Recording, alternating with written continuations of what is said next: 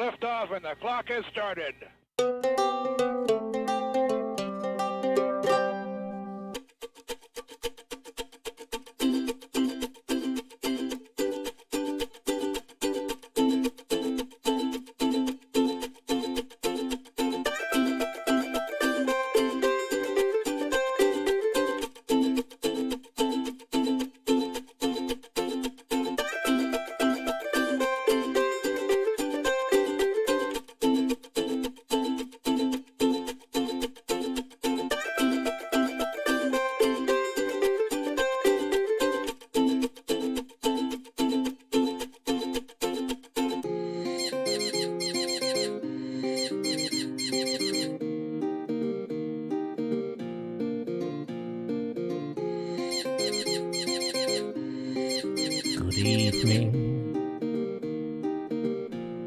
Welcome, ladies and gentlemen, to another exciting Vobes show.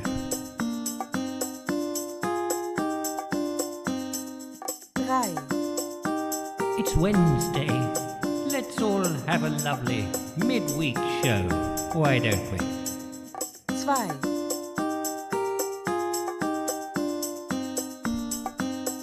I hope it's not too warm for you. 1. I'll just turn the rheostat up a little bit. Go. I sat on a ferret the other day. It was bloody hot, that ferret.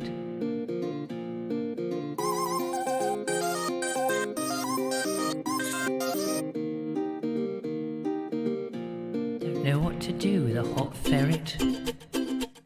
Make tea with it, I suppose.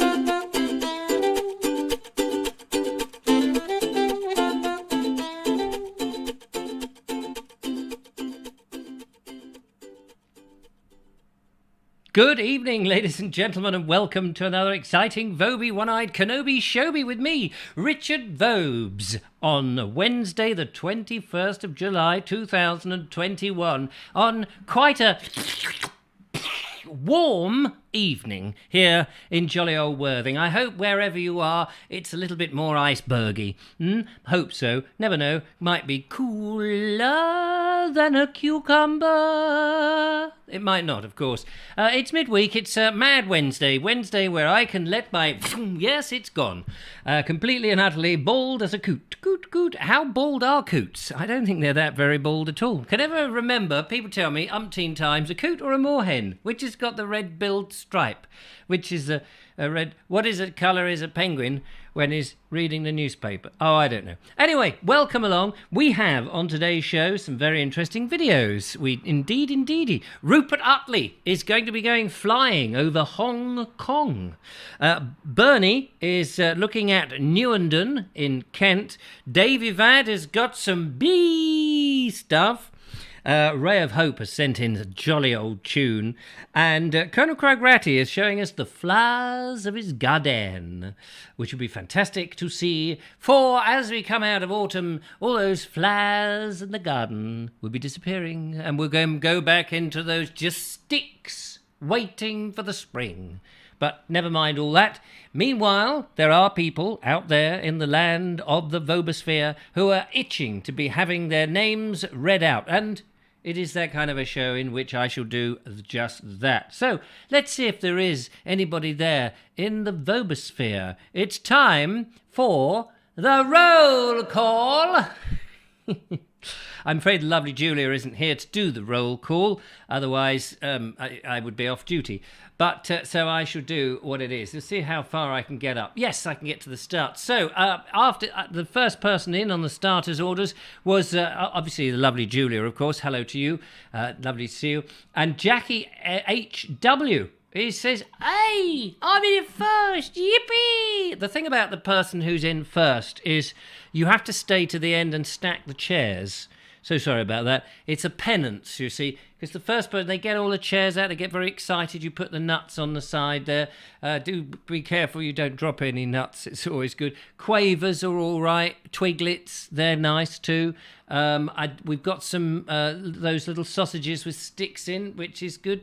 Vol-au-vents, we don't have vol-au-vents at a Vobovision at a Voba show party. Vol-au-vents. I never really could get my head round what a vol-au-vent was.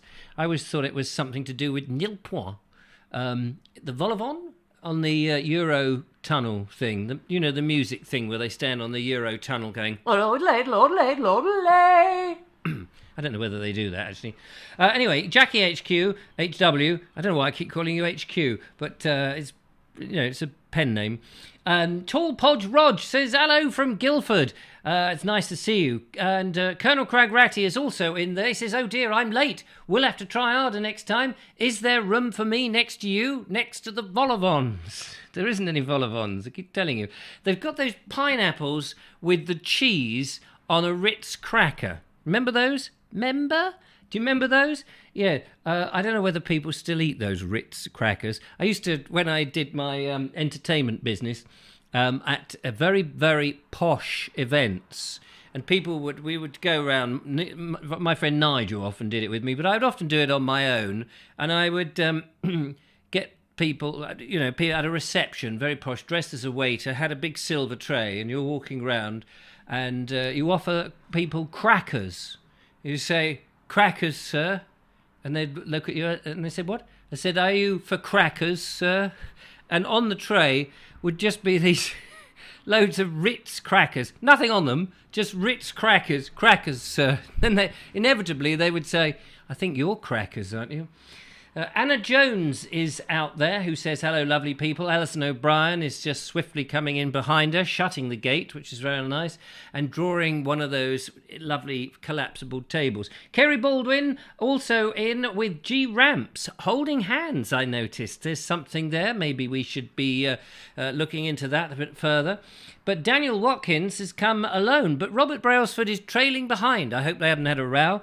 Daniel Watkins is saying hello to Anna. Oh, nice. And X-Stars has come in through the window. Blimey, that's an interesting way of coming in. Nice to see Kerry Baldwin as well as Sean Ford. And Daly Walker has come in with the lovely dogs. Kathy B, hello to you as well. And Davey Vad is saying, evening all. Dressed up, of course, as Jack Warner from The Blue Lamp, which eventually turned into, as you know, Dixon of Dock Green. Didn't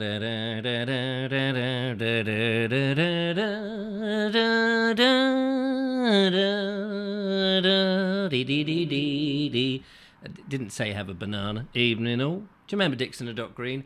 Evening all. A funny thing happened the other day when I was on patrol.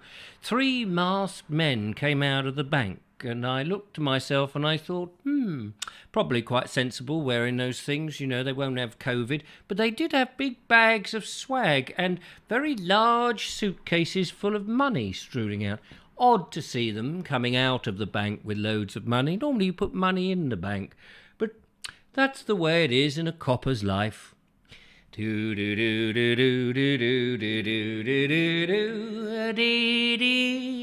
of course, see, unfortunately, poor old Jack Warner stepped out into the road at that moment and was run over by a Z-Cars. That was just the horn. But never mind, softly, we must get on. Tracy Murphy says, from a very hot Hampshire. Hi. Hi to you, Tracy Murphy. Julia Hartley is saying creepy. I am a bit creepy, yes. In this weather, I've been creeping around, trying not to disturb the airflow, for it is quite humid. I don't mind it, actually, humid. Jeff and Mandy, hello to you. Anne Wright, nice to see you. Andy the Collector, Station Master's Choice, rattling through now.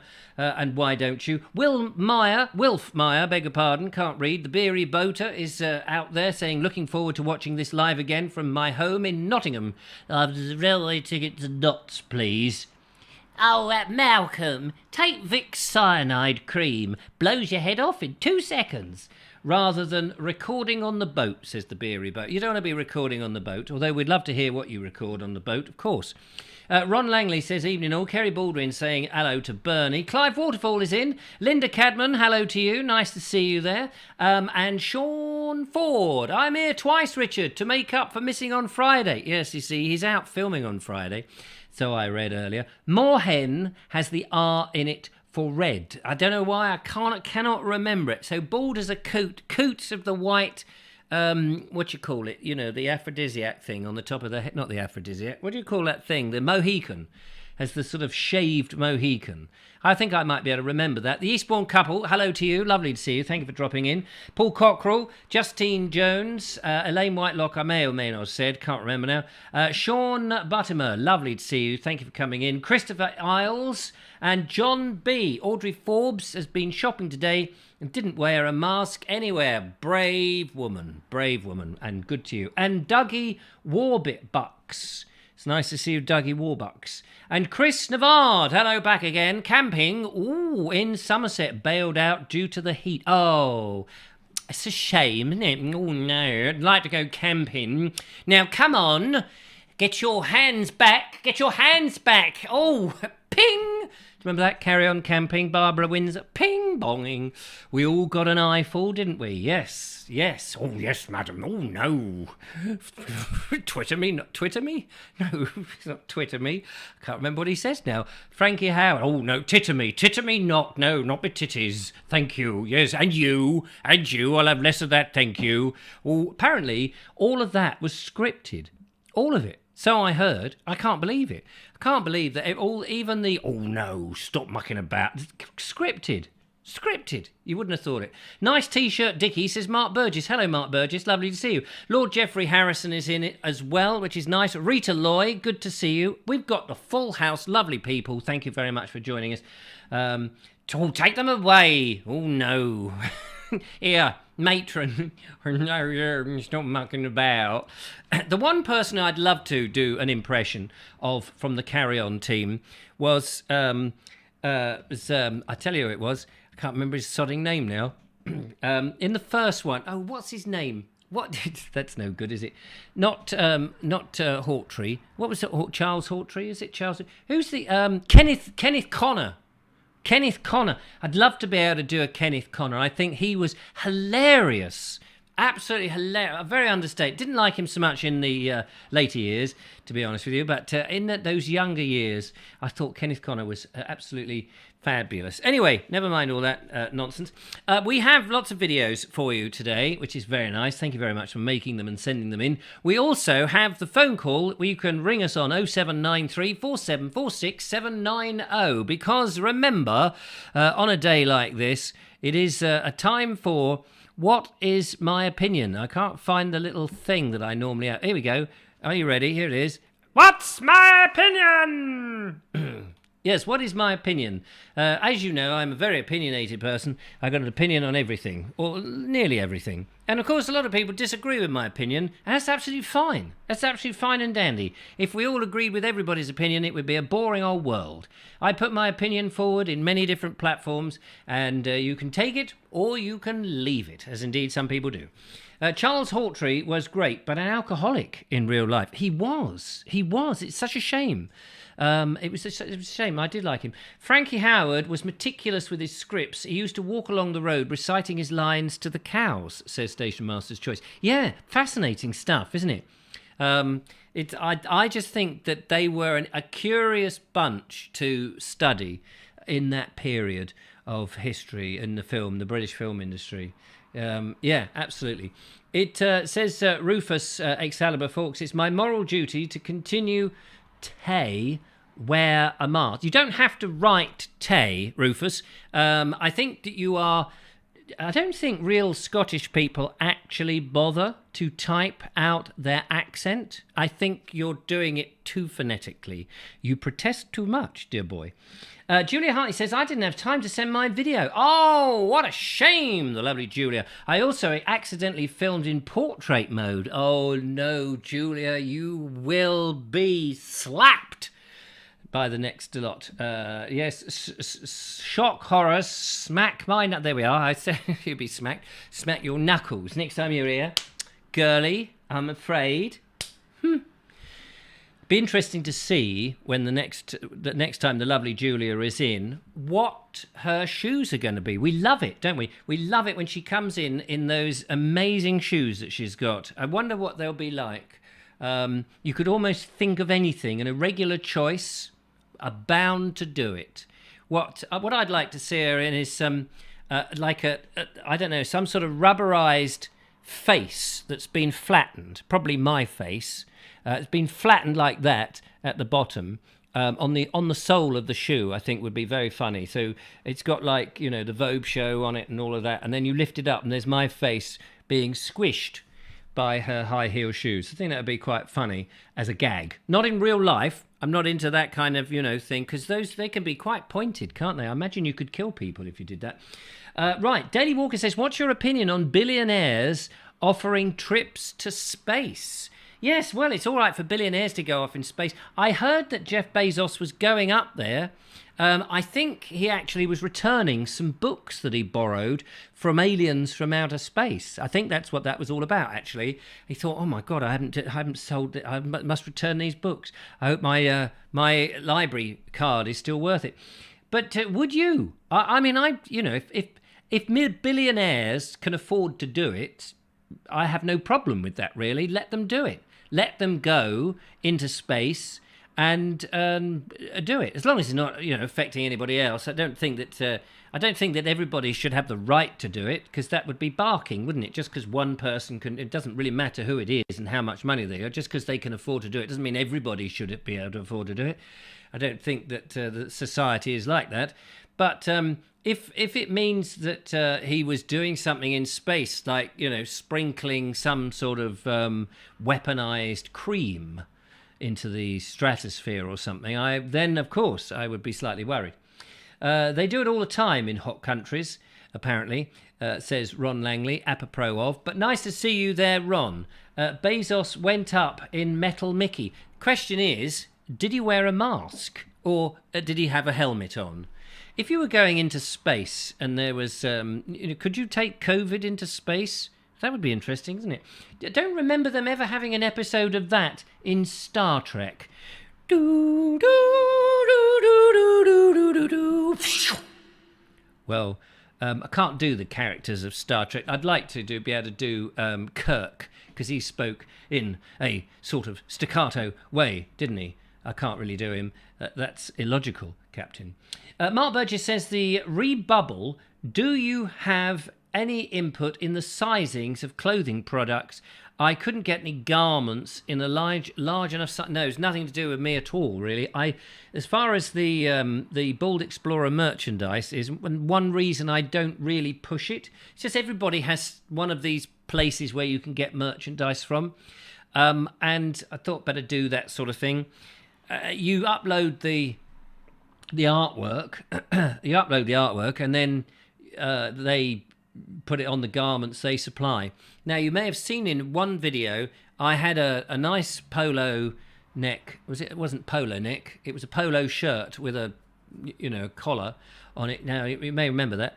I actually had those done privately because we were doing the Biddenden thing in Kent, the Tractor Festival, a few years ago now. It does seem amazing, doesn't it? It was a few years ago. And we did lives from that. And Julio had a purple one, I had the black one with the white writing. And I thought at the time it's probably better to have them done, per item. But it's easier. Of course, I don't have to send them out if you buy them through the Redbubble people. Julia says X stars, yes, but there will be blackness either side of the video footage. Usually only film in landscape as per Richard's teachings. Oh, yes, that's true.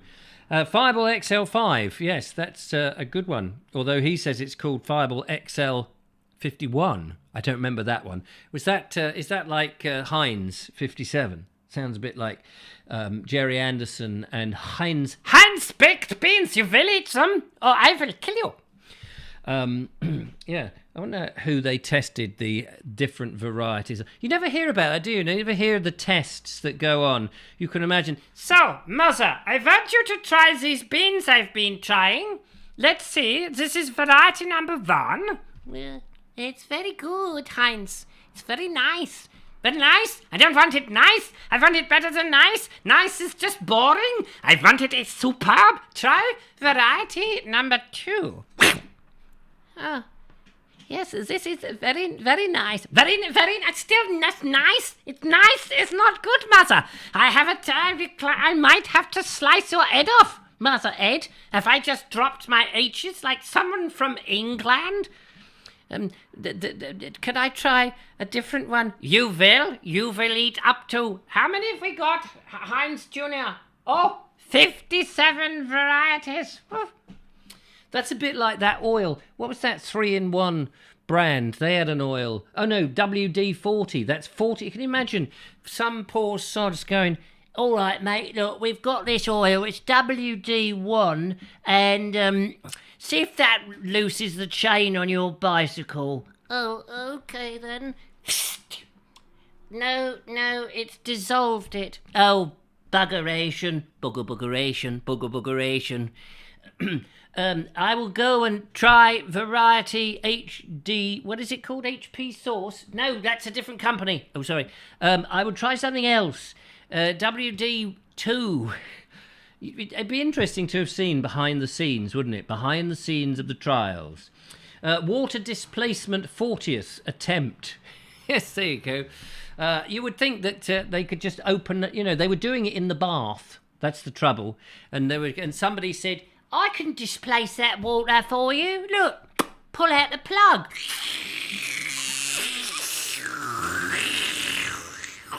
What you wanted to do, of course, is to get the TARDIS involved.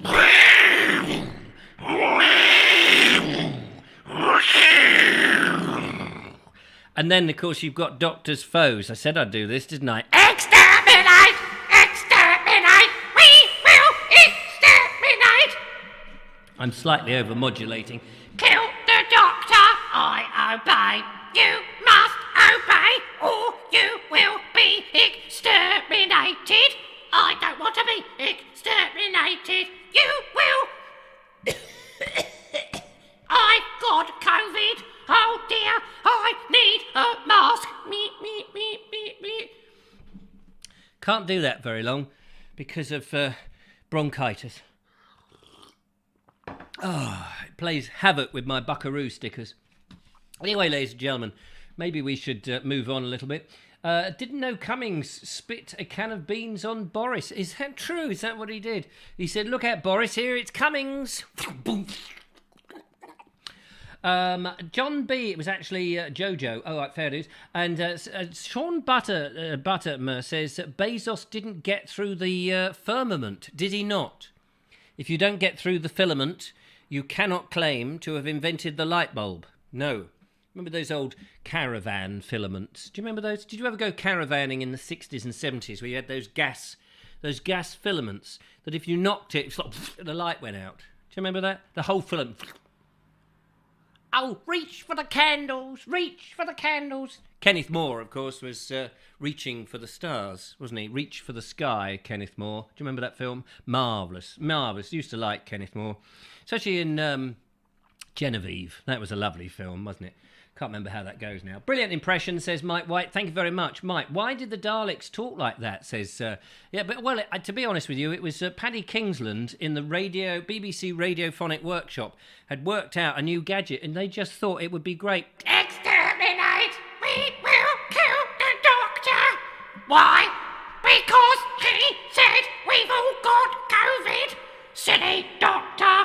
You won't die from COVID! Why not? You will die from asphyxiation. Oh, really? Yes, 'cause you are stuck in a tin box.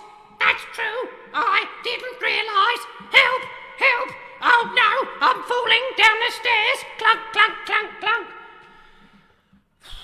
Sweaty and hot and very much bothered here on the Vobes show.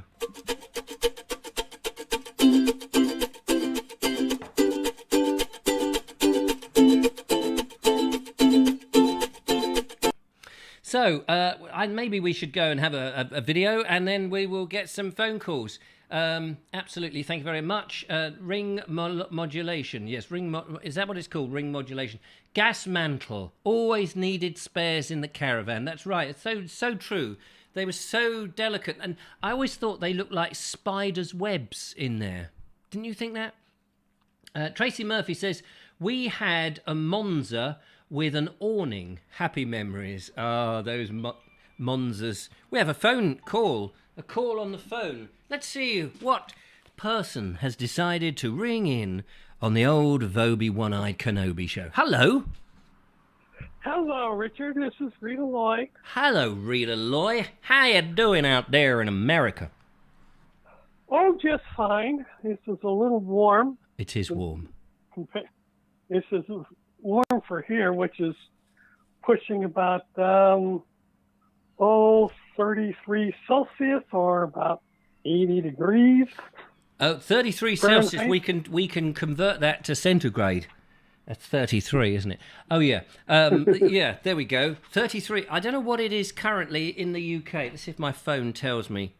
No, that doesn't tell me. Oh, what have we got down in Worthing? Sometimes some of these phones, they tell you, don't know what it is. And actually, 22 at the moment, according to the Windows update that has now permanently given me the temperature to look at. So you're 11 degrees hotter where you are. Yeah. That little apple tree outside your house, that must be withering. No, it isn't, surprisingly. Oh. It can take the heat. It can take the heat. It's not quite. Yes. It's not quite apple popping season yet, is it? Oh, it's definitely apple popping season. Oh, is it? Oh, yeah, I've got about, must be about 30 apples on it right now. Oh. And it's not that big of a tree. No, you showed us. I remember you sending the picture, and it was lovely. Yeah. Yeah, no, it was great. So, what have you been up to since we last spoke to you? Well, trying to keep out of trouble mainly, but... There's a lot of trouble going on in America, isn't there? Yeah, also a lot of trouble going on in the UK, too. Well, that's it. It seems to be everywhere. Locally, the county has required that we wear masks again. Oh, not because again. Of COVID. Oh, yes. When will they give it up? Good question. It's annoying. So, is that everywhere? Everywhere in the county of Los Angeles. Do you have the same thing? Sorry to interrupt. Do you have the same thing as we have, that you can be exempt? No. Is there nobody, even somebody unless you're 2 years or younger. Oh, really? So nobody. So even if you get, you put the mask on and you say you can't breathe, or it brings on schizophrenia or whatever it is, claustrophobia, Claudia Hammond, or whatever it is, you don't get those exemptions. No. Oh, we've had those, and not only do we, you see, it's a great get out of jail, this, because not only do we have the exemptions that you can say, oh, well, I'm exempt, by the way, they're legally over here not allowed to ask you why, what qualifies you to be exempt. It's a handy thing. Well, I haven't done that here. This is all personnel are required. And just remind us where you are, what state you're in again? I'm in California. Oh, yes. I am seeing the Pacific Ocean from right where I'm standing. Are you? And yes. Can you see the beach? No, buildings in the way. Oh, I see. But so Yeah. It's mid-afternoon? Is it sort of late afternoon after lunch? It's just a little. It says it's a little after 12.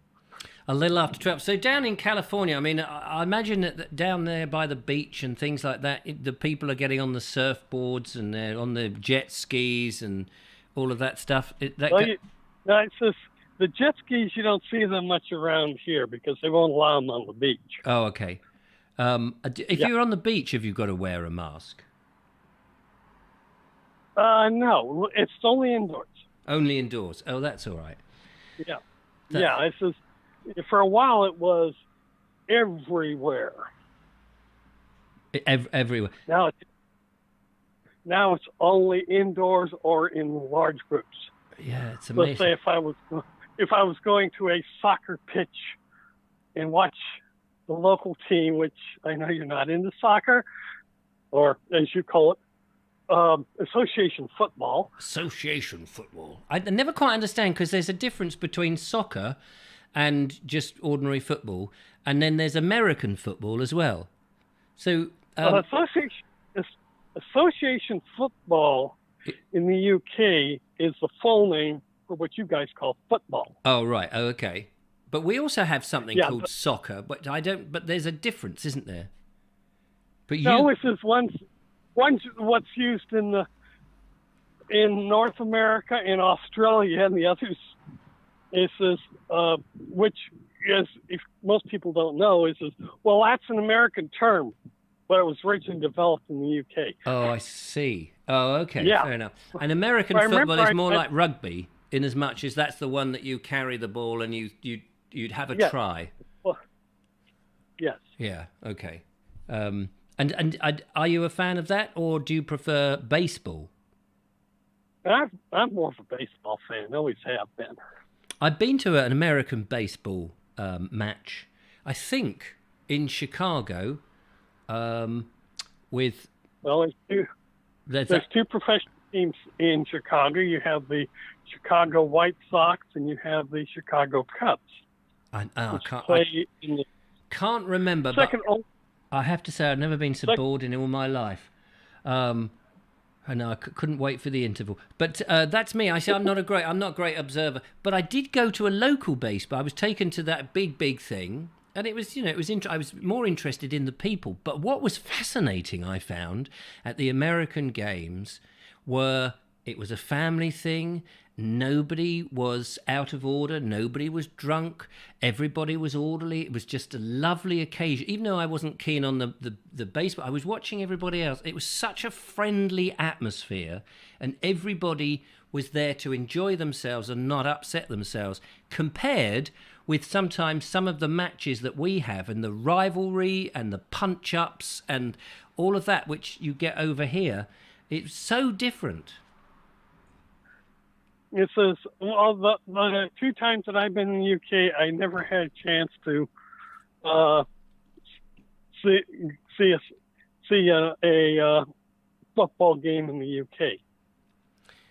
Well, I'm sure it would be interesting to hear what you make of it if ever you get that chance. I went to we were at a local one of these college matches. I think they call, I don't know, but it was grown-ups playing it again.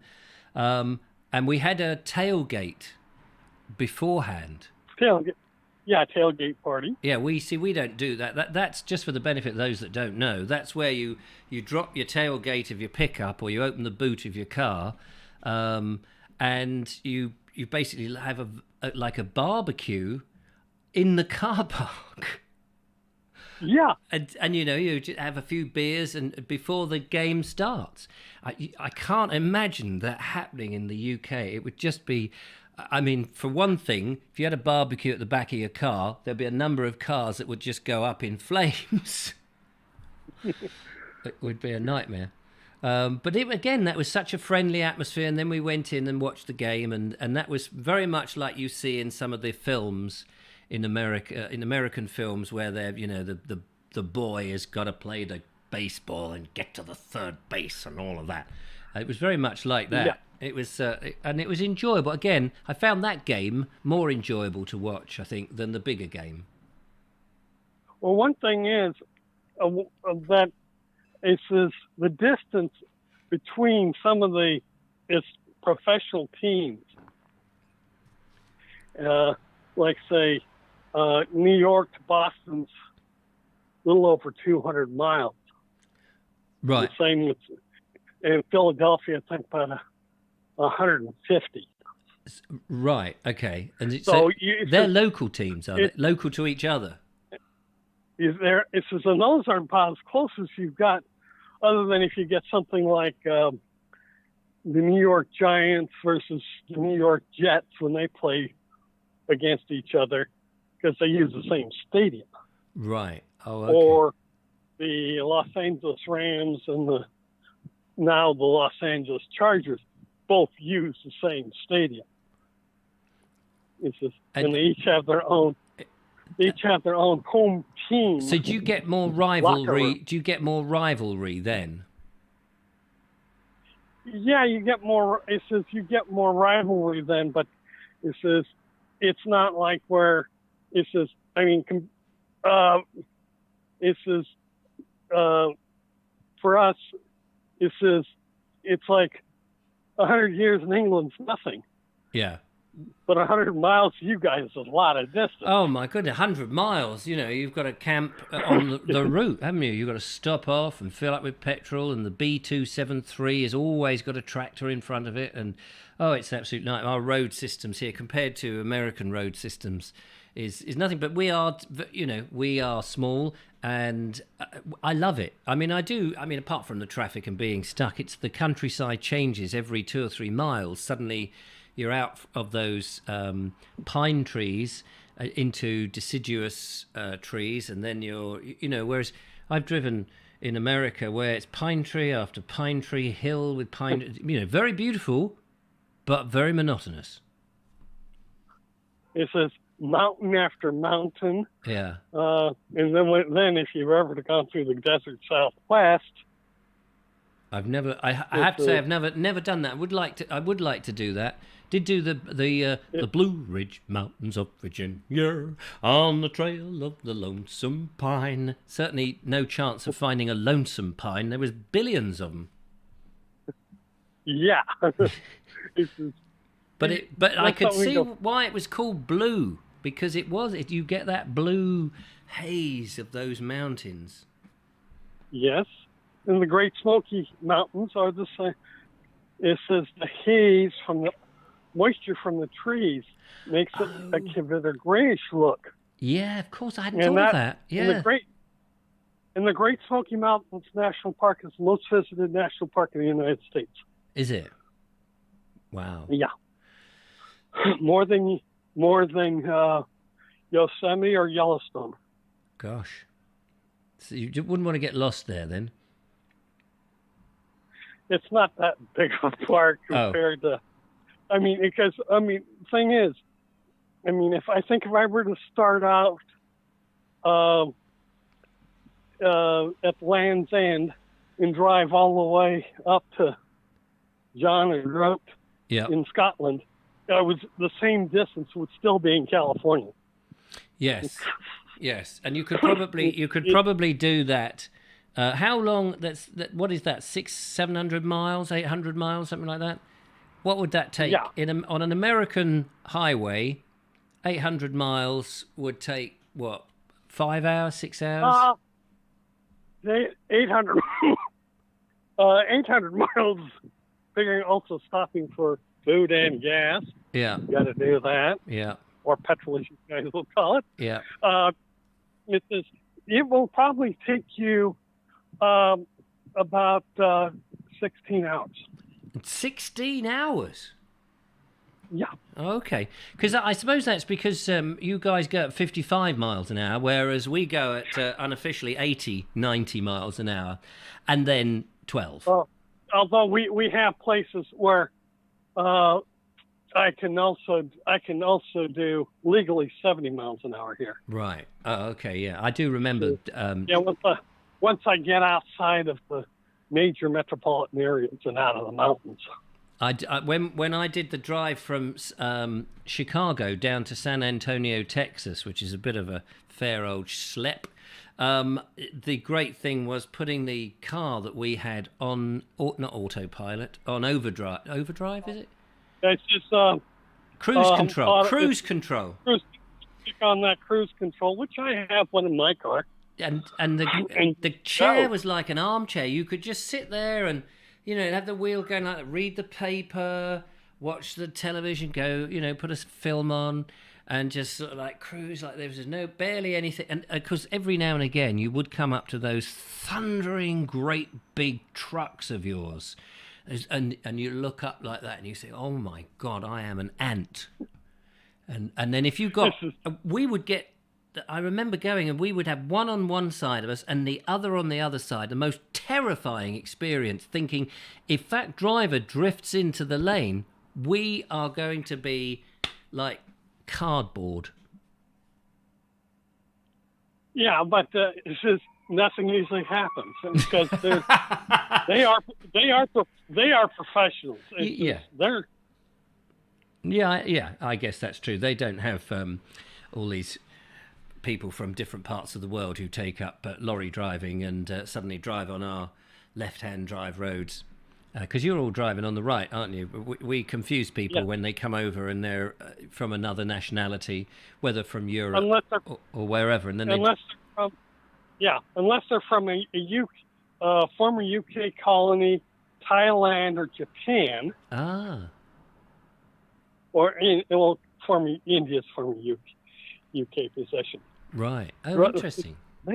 You guys drive on the other side of the road. Yeah. Did you know why we drive on the left? Do you know I think it has to do actually with wagons, because most people are stronger with their right arm, and a little horse-drawn wagon, your brake was on your right side. Ah, it's the brake. I always thought it was like the whipping hand, but the brake. Oh, that's interesting. So, see, and everybody else is driving on the wrong side of the road. We've always said it, except they're all driving on the right. They're right, we're left. We're all a bit freaky over here. Roy, it's been a joy to have a lovely conversation with you. Thank you so much for ringing in. We'll move on and play a video, I suppose. But thank you so much. What a wonderful conversation we've had. Yes, I thought I'd give you a call and just let you know how I'm doing. And I'll head back to my computer and I will watch from there. Fantastic. Well, it's been absolutely joyous to talk to you. Thank you so much for calling in. All righty. You take care. Bye now. Talk to you soon. Bye. There we go. That was Rita Lloyd calling in from California. What a fascinating place. Fascinating. Right, I can take those headphones off. They were encapsulating my head.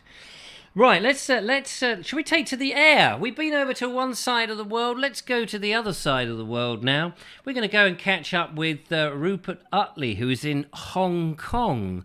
And he's going to take it to the air in a way that I have not yet done. I'd like to give it a go. I'm not so fearless as you may think. And I don't know if I said that right, but anyway, let's have a look and see what he's up to.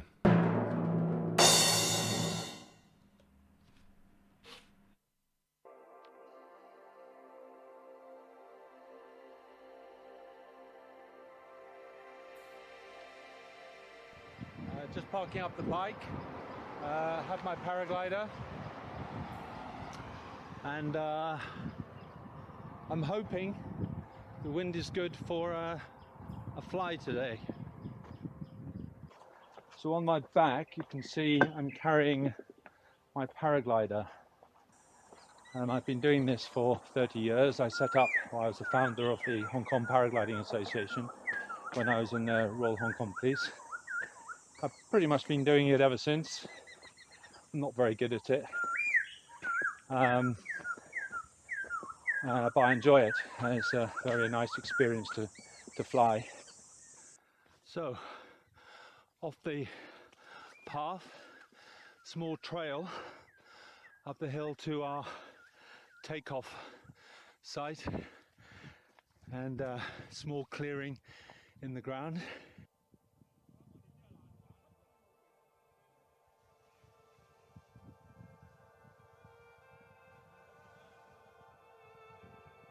That's it. I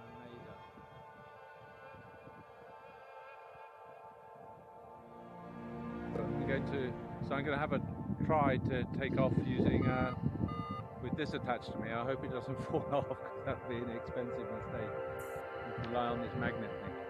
Just waiting for the next thermal cycle, which is, I think it's coming through hopefully now. Transfer you onto the magnet.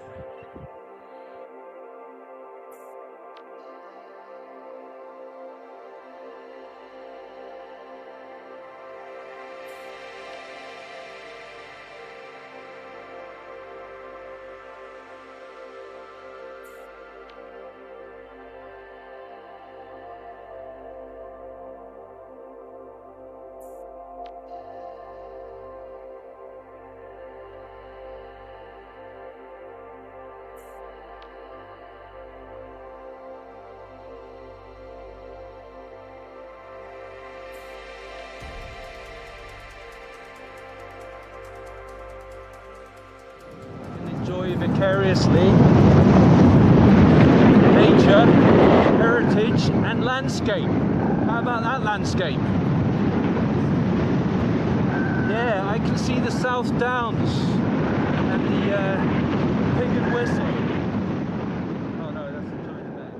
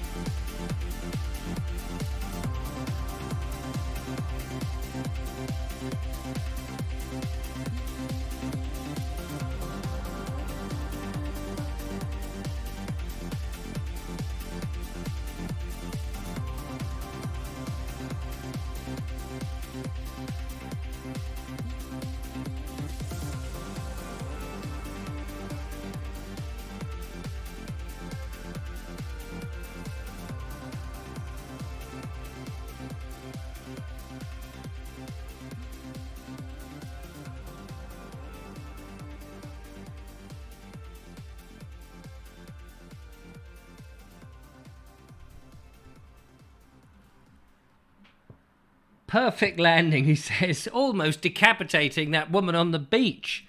blimey. I can imagine. And she's just smiling away. You imagine that being in Britain, they'd be going, Oi, you bloody idiot, you could have had me head off. Well, I'm going to report you, you stupid... Where did you come from? but over there, I guess it happens quite a lot. How brilliant. Rupert Utley, fantastic. Loved it. That was sensational. Really, really enjoyable. Thank you so much for sending that in. He said don't use it if you haven't got a slot for it, because it's just a practice for him doing some editing with a new piece of editing software. But by golly, we loved it. Send us some more of your adventures. He's an interesting man. There we go. Wonderful stuff. That's Flying Above in Hong Kong. What did you think of that? Lots of good comments there out there.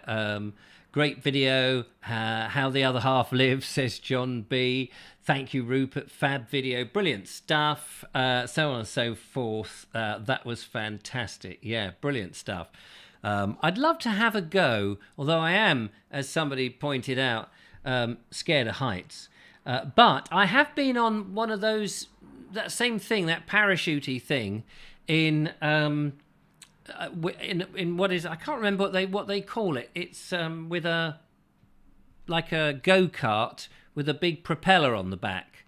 I've been on one of those where you lift it off when I went to America. In fact, there's a clip of it on YouTube. I wonder if I could find it. I wonder if I could find that just very quickly.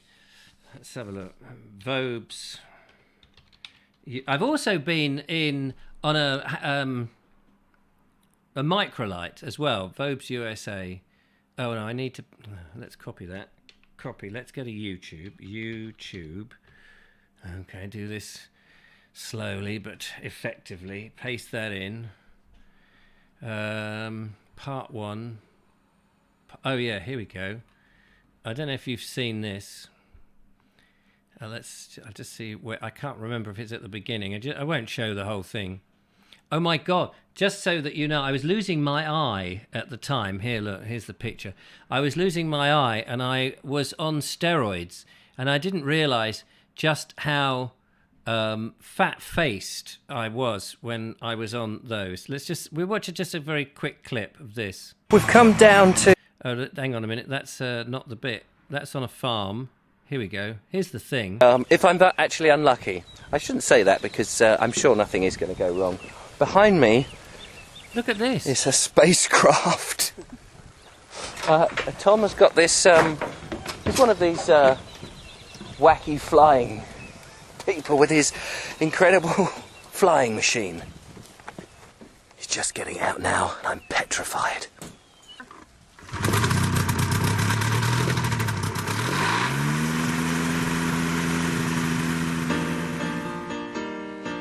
Now, I probably can't play the music because I'll get a copyright strike, so I'm just going to turn the music down. But where's the bit where we go up?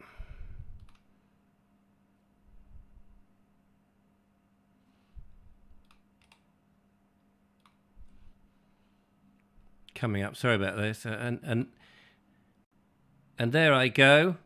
That's a photo. But I did get some footage in the air, I thought. Somewhere. Anyway, if you want to watch that, you can watch that later on. There's the link. All good stuff. That was 2007 when I went to America.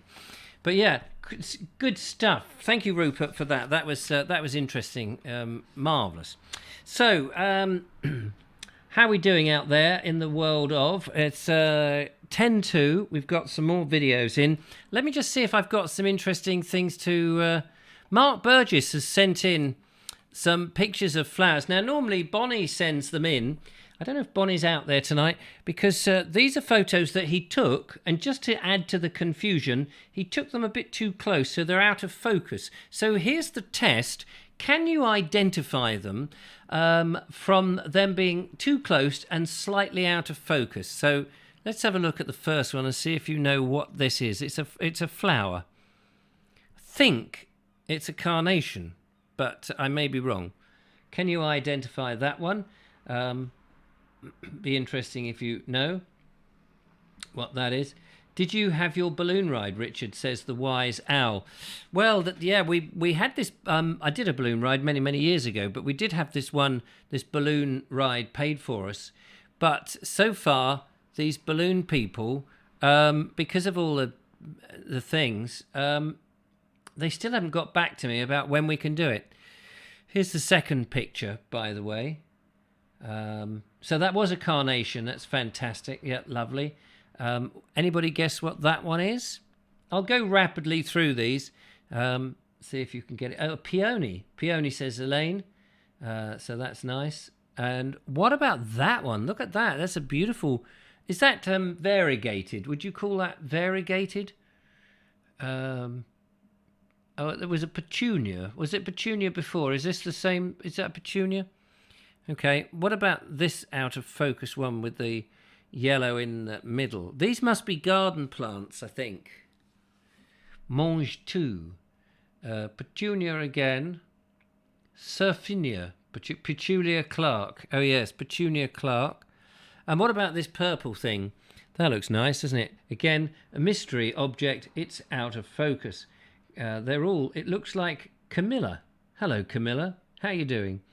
Aunt Petunia, Quaver, Poppy, could be taken on holiday. What about that? That looks like something in a lab. Anyone know what that is? That looks like on a cold and frosty day. Cornflower, is it? Ah. Dog rose, scabious, gnatweeds. I once had a bit of scabious, but I took the ointment and I'm all right now. Anyway, there we are. That was them. Thank you, Mark, for sending those in. That's very kind. I'm just having a quick gander in the email section. We've got some dogs. Ron Langley sent a picture of his dog, but we'll save that for Monday's show if that's okay, when the lovely Julia is in. Sean has also sent in some pet pictures, which is lovely. And Mark Burgess has also sent here for what's your opinion? Should wolf whistling be an offence? And I think if you want to whistle at wolves, it's up to you. I don't think it should be an offence to whistle at the wolves. I wouldn't do it for very long because the wolves might want to eat you. But the one where you I've never been able to do a wolf whistle. That thing, builders do it to young women. Do they still do that?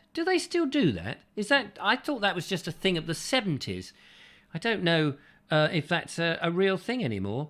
But it'll be interesting, free speech and what have you. I think if it's not done maliciously or continuously, if it's just done once, it's probably okay. But we have another phone call. Let's find out who that is. Hello, caller. Welcome to the show. There you go. Who's that? Sean from London. Ah, Sean. Can you do a proper wolf whistle with your, the fingers down your throat, making you gag? No. Go on. I was on a bus ride. Yeah. And I got on, and I didn't have my mask on. Right. So the bus driver, who didn't have a mask on, said, "Where's your mask, mister?" So I showed him the pass that I've got. Yeah. Which is an exemption pass. And he said, "Oh, where the bloody hell did you get that from? That's probably fake. Just sit down." So I sat down. Yeah. And then he very sneakily, because he could see it, well, he thought I was taking a picture. He then puts his mask on. And as soon as I get off the bus, he then took his mask off. Huh. And there's tension out there. I can feel it. Can you? Between the people with masks and people without masks. There is definitely tension. I have mentioned this on this show. I've talked about it, and people have had their back of their hairs prickled. The hackles have been raised, and it is. We won't talk about it because I don't want to upset any more people. I'm not here to upset people, but it is a shame that you can't discuss something, even if it's...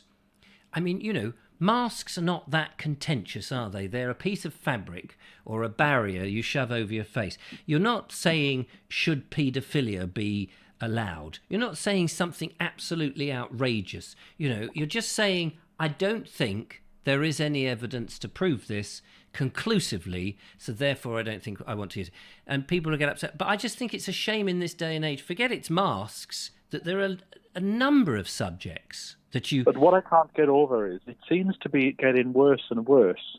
Like I'm quite happy to keep myself in my own little worlds and not to get involved with people. Yes. But it seems to be now, you can't have a difference of opinion. Talk it out, shake hands, and go. All right, do you want a cup of tea? Yeah, I guess that's exactly what I mean. Somebody will get up and just storm off. Yeah, it's. I mean, I know that there are people who no longer watch the show because they feel that because I have spoken about a subject and have one opinion about it, that suddenly I am a most heinous awful person for holding this one thing. Whereas yesterday, everything else I did was great. And it's really bizarre how... But they go without, like in the old days, they would phone in and have it out with you. Yes. And then they'd go, well, I don't agree with you, but I like your van. Exactly. Now, let's move on to the next video. Yeah. But it's like, I'm going, and I'm gonna flounce out and tell you that I'm going. No, I was just a bit taken aback by this incident. That it's sort of the double standards, and it's like everybody's becoming their own policeman. Can I ask you a question about YouTube in the comments? I mean, this is just a curious question. I get quite, not often, but every now and again, I will get somebody who will tell me exactly what you just said, really, says, I've had enough of this, whatever it is. Oh, you're just doing it about vans. I wanted Heritage Landscape. I'm off. And you just think, why do you need to say that? I mean, some people say, I'm off, and they write this thing and they flounce about, but I'm going, I'm at my whatever, or you've changed the subject, or you're doing this. You think, why would you write it? Do you get that on your channel? I do, and I usually respond by don't slam the door on the way out. Yes. But my two threads then are your garden's got too much grass, or you're trying to get some money out of us. I can't do a video where I'll just say a throwaway remark like, well, I really want to put a fence there, but I can't afford it at the moment. Apparently that's me pleading for some money. It's like, no, if I was going to plead for some money, I'd look down the camera and go, can you spare 10 quid? Well, I do that all the time. I mean, I say, send me some money. And then... No, but that's what I think, that's what I should do. And I haven't admitted this to anybody, but one of the reasons why I gave up my plot and I've stopped doing videos was because a comment just got to me. Right. Well, Sod you. I'm off. So you're off. But it's interesting how people will do that. And what's more interesting, I think, it's funny how people will make a big song and dance about the fact that they're no longer watching you, and then you get some comment later, and you go, "But hang on a minute, I thought you didn't like the show. You don't watch it. You don't want to be part of it." And it's like some people can't let occasionally I just get these odd emails from people, or not emails, comments going, this is it, I'm off. And then you get somebody who say, well, why have you written that then? I think the people who back up the show, they're great. One of the problems, I can't see the comments on the site because I'm watching you on the big TV. But one of the things that I think I might have done wrong is you see the comments that say your garden looks a bit disgusting, and I don't know how you've been allowed to keep it, and I delete them. So I believe I'm actually suffering in silence, whereas in the past I just used to let them be on the channel, and other people would say, well, just let the guy do whatever he wants to do. Why are you bothering to watch? I do like the channels. I like the channels who read out the comments. I think that's quite fun. I should do that, really. I should sit there once the van is completed, for example, because people, everyone's an expert, aren't they? Everybody is an expert. There you are, you're doing your thing, and I've said, like, in my van, I don't really know what I'm doing, but I'm going to have a go. And then somebody will say, well, why don't you just give it to a carpenter to do? And you go, well, because I want to do it. If I want to make a complete and utter cock-up of this at my expense, and show you, and you can all have a laugh. I want to do it. If I hand it to a carpenter, it'll come back. It'll be very nice. I would have spent a lot of money, but there's barely a video in it. Here, I've got a chain of videos, and everyone's going, "Oh, Richard, you shouldn't do that. You want to get marine ply, or you want to use this, or use that." And it's funny. I think it's funny. You and your van. Mm. When you started the van, I thought to myself, "Oh, I wouldn't do it. I wouldn't do it that way." Yeah. I think he's spending some money on the plywood. Yeah. When you don't need to spend it. Yeah. But I didn't say anything. That's my own. Well, I don't see now. I used to get really head up about the comments. So I can't be. I can't be bothered now to get worried about the comments. And actually, I laugh at and I just think everyone's an expert, and people say whatever it is, and I'm just having a laugh with it because I think it's really funny. People wanting to tell me exactly how to do it, and I'm just. I'm ignoring it. I'm just going. Yeah, well, that may be how you would do it, but I'm doing it this way, and if it's a complete mess, it doesn't matter. I'm I am having so much fun building. And also, it's very difficult for people to get into your head. When you did the first video, I thought, "Oh, he's over engineering this," but now that a few videos have gone on, I'm going, "Oh, that's what he was doing. Oh, I might pinch that and put that into my shed." Yeah. But there's no point saying it at the beginning because I don't know what's in. I don't know. And I think it's. I mean, it's changed. It has changed a bit as I've gone along, because you suddenly come across a problem and you go, actually, what I was thinking is it's not feasible for me. It's not in my skill set level. But maybe I could do this. And it's not until you do it. And I love the fact that people are being helpful, and they are being helpful, and they're suggesting things. But of course, they're often suggesting it after the event. So I spent £100 on just the wood for the floor, because wood is very expensive at the moment. If I found out that you weren't filming the Ollie video, I would have jumped on a train and come down to have helped out for the day.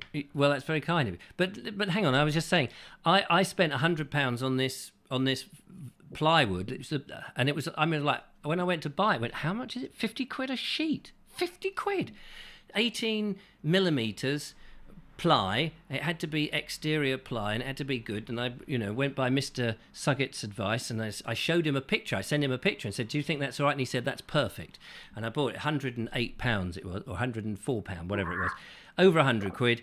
And then you do that, you put it in, and then someone goes, "Yeah, should have put marine ply in," and you go, "It's no point telling me now. I'm not going to take it back. I've just cut it. I've done the floor plan. What am I supposed to do with, should have done that, should have gone to Specsavers?" It's like, yeah, okay, next time I might remember that. So I think it's funny.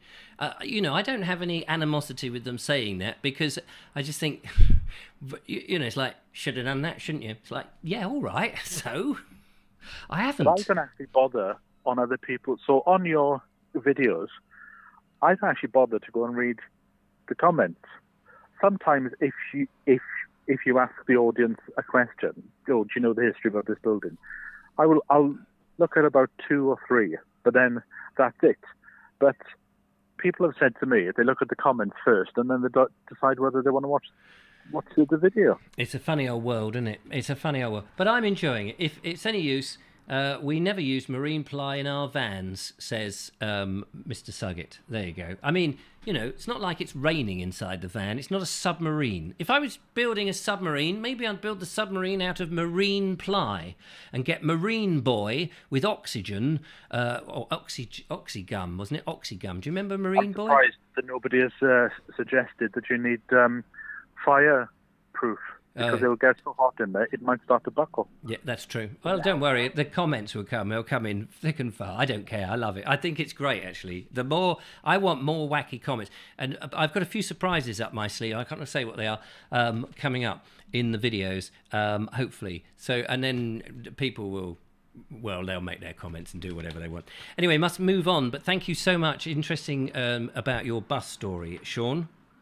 Well, I'm going to put the mask on now to watch the rest of the show. Yes, if you wouldn't mind. Put over your eyes, preferably. It's a much better show in audio. Take care. Look after yourself. All the best. Bye. Bye. There we go. That's the lovely Sean. What's it? No, I nearly said Sean Ford there. Sean James Cameron, of course, ringing from London. Brilliant stuff. Let's have another video now. And on the video box this evening, Bernie, good old Bernie.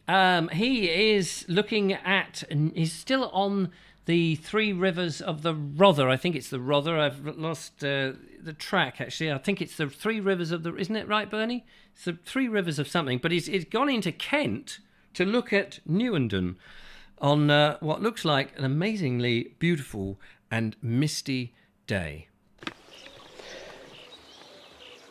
Well, I'm standing outside the old post office in Newenden. There are some lovely wildflowers here, and here is, I think, K6 type phone box. Unfortunately you can't make a phone call anymore, but look at these lovely poppies. Aren't they nice? And there's the White Hart on the other side of the road. Starting to get busy now, and yet it's not even 7 o'clock on a Sunday morning. But Newenden is the smallest village in Kent, they say. Newenden, I'm fairly sure from the old, must be Saxon English, New Woodland Pasture, which by that time, that's probably all it was. Here is what is left of St Peter's Church at Newenden. I'll get across the road, see if I can get more of it in.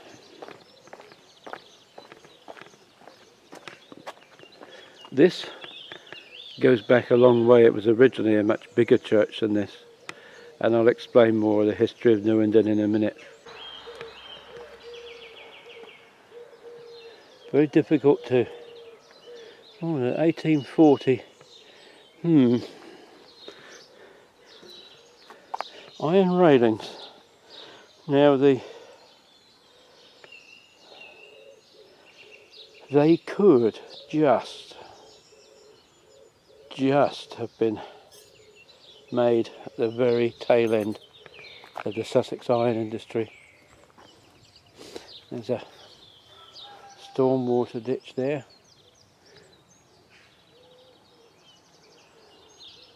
Lovely. In the grounds of what was the old garage and that here, petrol pumps switch up here. Somebody's refurbishing, recreated.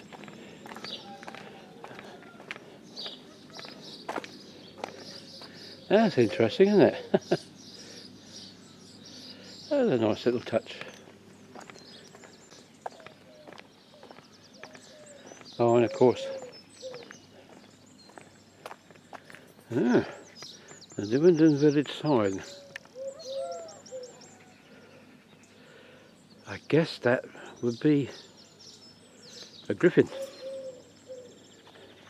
Some nice old cottages along there. And the cricket ground on what would have been the floodplain of the River Limmen / Rother.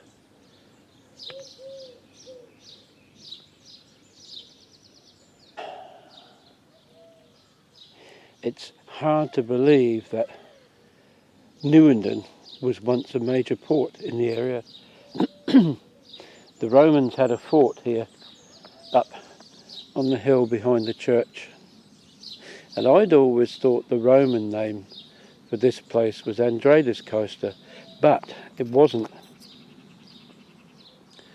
And I can't remember what the Roman name was, but Andradis Costa was a Saxon name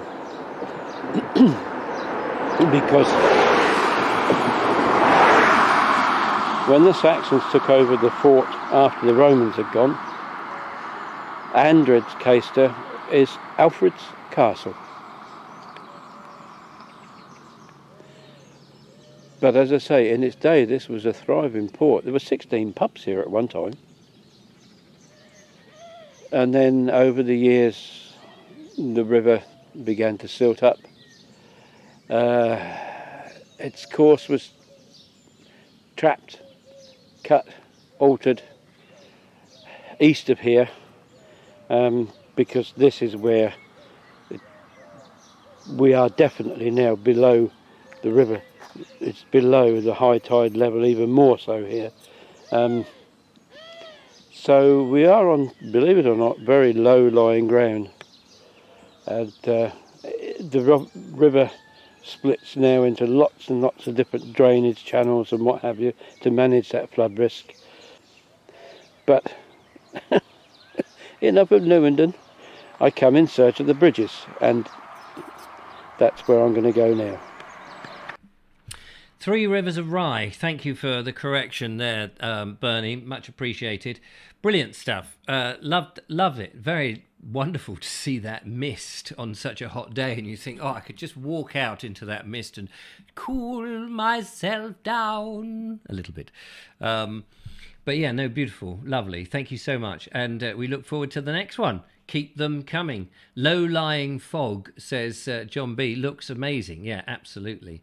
Some very strange sounds. Yes, the Rother was navigable up to Tenterden. I've been to Tenterden. Tenterden is a lovely place with the Heritage Railway there. And I know they do Thomas the Tank Engine railways, because at one time I had to do some stilt walking on the platform, saying hello to the kids. And it's quite a thing when you're walking on stilts and the train comes in and you can actually see over the engine because you're taller than the engine. Only taller because you're on the platform. If you were walking on the tracks level with the thing, you probably wouldn't be able to see over it. But on the stilts, you could just sort of catch over. It's great. Colonel Gregory says, what's your opinion of someone doing a black van conversion wearing a black top in 28 degrees heat? I think it's a brilliant thing, particularly if it's got the name of the channel on it. Definitely well worth watching that channel if you see one. X-Stars says, Nuvio Druninum is a Latin name for Newenden, according to the interwebs. And when you say Latin, do you mean Latin as in the Roman? Sorry, I'm being buzzed here. Let's have a look and find out who is on the blower this evening. Hello, caller. Welcome to the show. Good evening. I'm phoning in to have it out with you. Oh, good. Please have it out. The lovely champs. Well, no, I'll keep it in for the moment. Oh, that's a shame. Yeah, I know it's hot. But, it's hot, but, pull yourself together, woman. Yeah, I will do. Oh. I'll slap myself about and wolf whistle. Oh, excellent. Well, that's good. You need a good slap and a wolfing whistle. Yes. How are you? What are you up to? Because now, are you here to promote that you're on the show soon? Am I? Yeah. No, I'm not actually phoning in because of that. No. No. But no, I am in next week, yeah. Next week.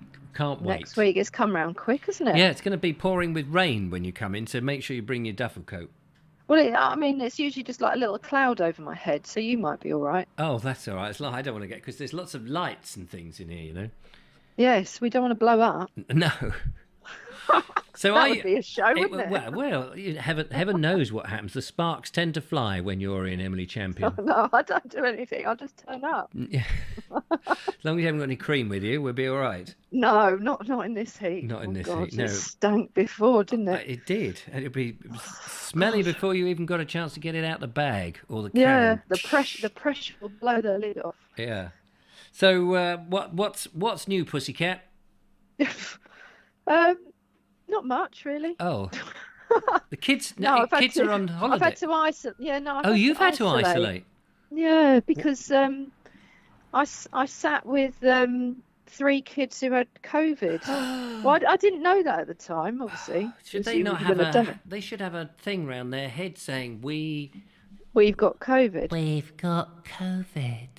We've got COVID. Here, miss. Yeah, gone are the days where the teacher gets given an apple. Yeah. You get given COVID now. That's right. Thanks, because you're right at the end of the summer holidays, isn't it? It's like, thanks very much, Here's your happy holiday. Happy holiday, teacher. You can some get COVID. stuck indoors like a greenhouse. Yeah. Have some. Have Little some. sods. So what does that mean? Because I thought you were teaching remotely anyway. Yeah, most of them I am, but I was doing I was doing some small group work with a local school. So, Oh, I see. I mean, the thing is, I was with them for an hour. For an hour? I was with them for an hour. Yeah, just an hour. Gosh. But you know, I've taken. I mean, I have to. You have to wear a mask in school, and it's really hard to teach when you've got a mask on because I can imagine. Because kids are like, what? I know the next person. Yeah, My next but then person. I don't know. Yeah, and the poor kids who are like can't hear or they're hard of hearing or they need to lip read. I mean, you would have to wear one of those masks that are clear because there's no way they would know what you're saying. No, that's right.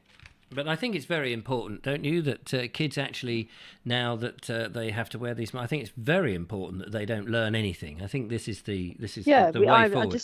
We'll just all sit in a room, pretending to distance, but yet all the kids are on top of each other. Yeah, especially as the kids are the most unlikely ones to get it and suffer from it or anything. Oh, they pick their nose. I've had kids sneeze in my face. Oh, you know, it just. They go to the toilet and then they come back really quick and you say, have you washed your hands? They go, and then they go back. No, look, that brown stuff's still there, Mummy. So that's too much. Too much to think about. Absolutely. But yet the government needs them to, you know, they need to know all their times tables by the time they're like 2. Yeah. You know, they're more worried about things like data and stuff like that. Yes, it's all the league tables and all this. It's gone beyond the joke. It's beyond the joke. I think I am waiting because it's all going to come back in the autumn. It's all going to come back, and it'll be coming back. Think though, I think last time round, people kept obeying. They were kept doing this thing. Bad enough. What was that? Just had enough of it.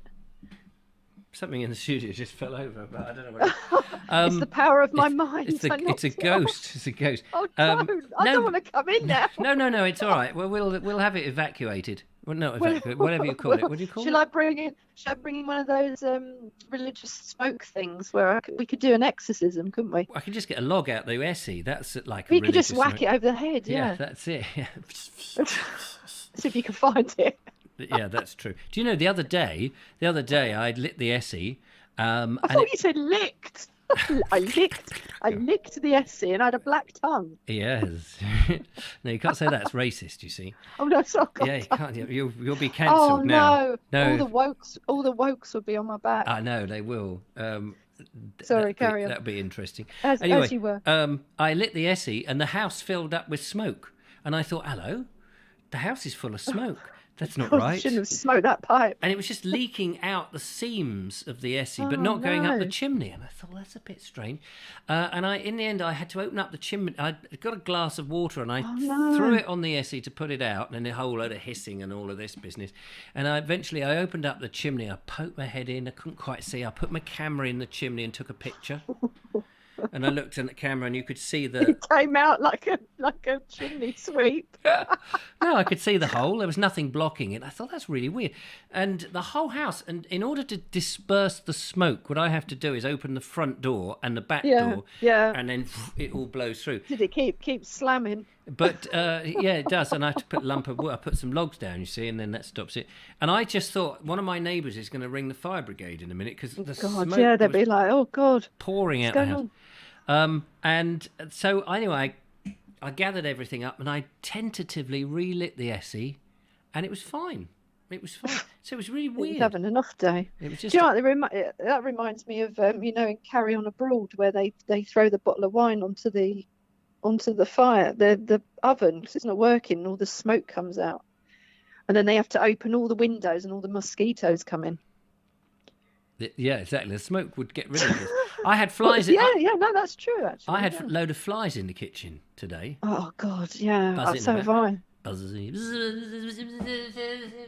you know what? I had a dead fly. Well, I thought it was dead on the floor, so I picked it up with a tissue and threw it in the bin, and it crawled back out. You said, I literally crushed this thing, and it crawled back out. You picked it up. And then I picked it up with this tissue, and when I came back into my my little classroom, there was a snail in my office. Where the hell that came from, I don't know. I mean, I think they're all playing games with me. I think they are. There'll be a ferret I'll be sitting on next. Oh, don't mention the word ferret. Oh, I sat on a ferret the other day. Wasn't nice. Did it hurt? It was, yes. It burnt Did me. it smart? It's very smart ferret. I'm going to have to curtail this conversation, I'm afraid, because we've only got 10 minutes now. I want to get through the last of the videos. But so ring in earlier. Well, I tried to, but everyone else has got their opinions. They've got phone. Yeah, they've got their opinions. Oh, we don't want to hear their opinion. We'd love to hear your opinion. All opinions. All opinions. I'm only phoning in so I can get trolled again. Oh, good, yes. Trolled twice now. Have you? Yeah. Excellent. Well, we'll try and make like buses. Yeah, we'll get the next one in. Three times a lady, yeah. Yeah, exactly. Those flies sound like Norman Wisdom, says David. Yeah, that's very true. I didn't hang around to hear what they said. So you're in on Wednesday, next week, a week today? Yes, fantastic. A week today. Hey, do you know, you'll be able to have a look at my, you'll be able to come into my van and have a look at my bed. Ooh. I don't know if this should go out. No, on air. Yeah, maybe I should put cameras in there and say, I think that's a private conversation. The lovely Emily Champion is coming in to see my bed. It should be done. I wonder if I could. Do you think I could fit in the underneath? I tell you, there is somebody who does, and in tomorrow's video... Is it Merlin? It might be. In tomorrow's video, somebody does fit in. They climb in through the sliding doors, but I'm not going to give it away. Oh, God. Lovely to talk to you, Emily. Look after yourself. I'll see you soon. Take care. All right, bye. Bye. Bye. Whoops. Oh, I cut her off. I didn't mean to do that, Emily. That's the lovely Emily Champion, who will be here next week, ladies and gentlemen, next week. So put it in your diary. Of course, we've got the lovely Julia. Oh, yes, the lovely Julia in another pair of those irregular choice. It's funny, I can actually say it now. I never used to be able to name those shoes. I can name those shoes, lovely Julia, in one. But I'd struggled. But now, because she's been showing them on the show, it's finally got into the head. Oh, Linda Kane there. The truth is out. It's a passion wagon. Yes, if only I'd thought, I would have made that bed much wider. But it's quite narrow for me. On my travels. Hey, love, you fancy coming in? Well, your bed's a bit narrow, isn't it? Yeah, well, you can have the floor. No, thanks. Anyway, time for another video. We've got 3 more to get through. Davey Vad has gone mad with bees, ladies and gentlemen. I hope he doesn't get stung.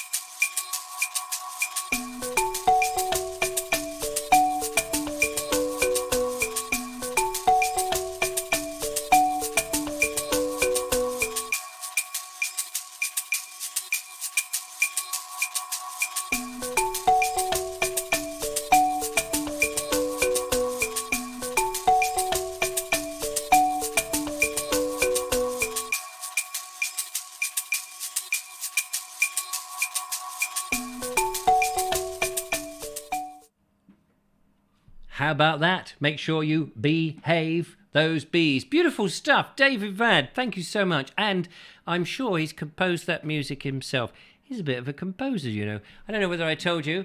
He is responsible for... I sat on a ferret the other day. Yes, it's all down to Davey Vad. Thank you, Dave. Love that. Nice bit of nature in the show. Wonderful stuff. So we've got 2 more, and we're going to end on a lovely piece of music from Ray of Hope. Let's get to that in a few seconds. But before that, Colonel Craig Ratty, we've had bees looking at flowers. See how seamless this show is. I mean, it's almost as if it's just randomly done, but it really is planned. Colonel Craig Ratty has got a wonderful slideshow of some of the amazing flowers in his garden. Let's have a little gander at those.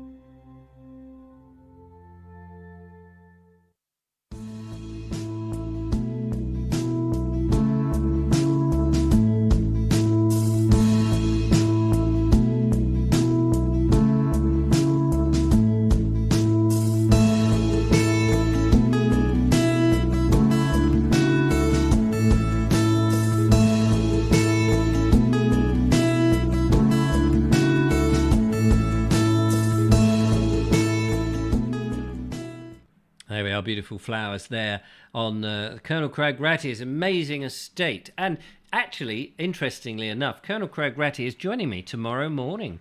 He's going to help on some of the van conversion, which I understand that Thackeray, thanks to Microlight, Thackeray wrote a book about my van, Vanity Fair. And it is a fair old van. How lovely.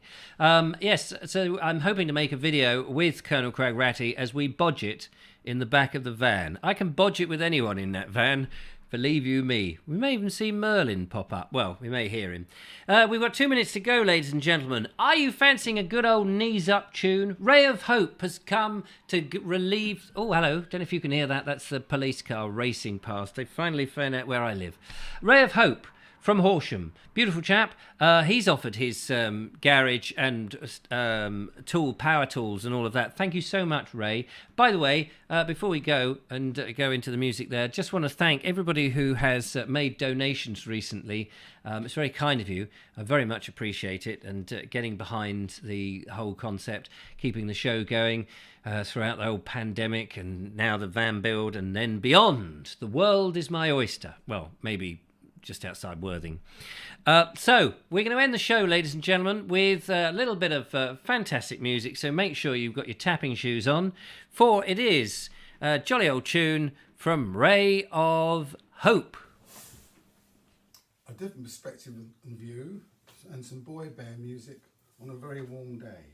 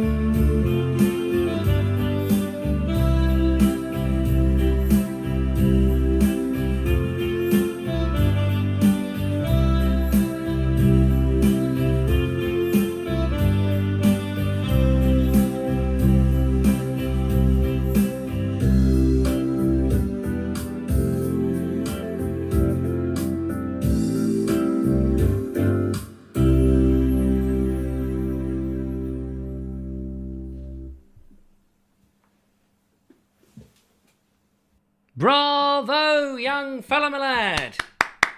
Now, if I remember rightly, from my knowledge on boy bands, that is Damp, Damp, Damp.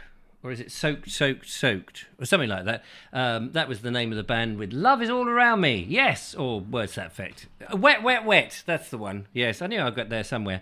We all want to be a bit wet, wet, wet at the moment, don't we? A nice bit of ice cold water would be lovely. Ladies and gentlemen, we've come to the end of the show. Thank you so much, Ray. That was a great roaring thing to play for us to say arrivederci, goodbye, and all of that nonsense. So brilliant stuff. We do love it. Do send in some more. It's very much appreciated. It gets a smile on all our faces. And I bet that the lovely Julia, back wherever she is, would be singing her heart out to that. So there we go. Oh, apparently it's written by Reg Presley of the Trogs. Yes. whatever that means. So there we go. It's fantastic. Thank you very much to all my wonderful contributors tonight. Rupert Utley down there in Hong Kong, Bernie in Newenden in Kent, Davey Vad with his bee stuff, Ray of Hope, as we've just heard, with the wet, wet, wet and what have you, and Colonel Craig Ratty with his golden flowers, to Sean James Cameron and to the Emily Champion, and our first caller, who I have now gone straight out of my head. Oh, Rita Lloyd. Yes, of course, had a lovely conversation. Sorry, Rita, I nearly forgot all of that. It's all on these notes, and it's all rubbish. Thanks to Judith and Julia, who's been out there moderating, and of course to you lovely people for coming along and joining me and having an open mind and being able to take everything I say with a pinch of salt and not jumping to any conclusions. I hope that you have a fantastic rest of the week. Whilst the sun is shining, it's all going to go pear-shaped by the weekend, so make most of the rays as you can. But thank you very much for coming along. That's it for tonight. I will now say arrivederci, yeah, whatever. Take care and tutty bye. Bye-bye. Bye.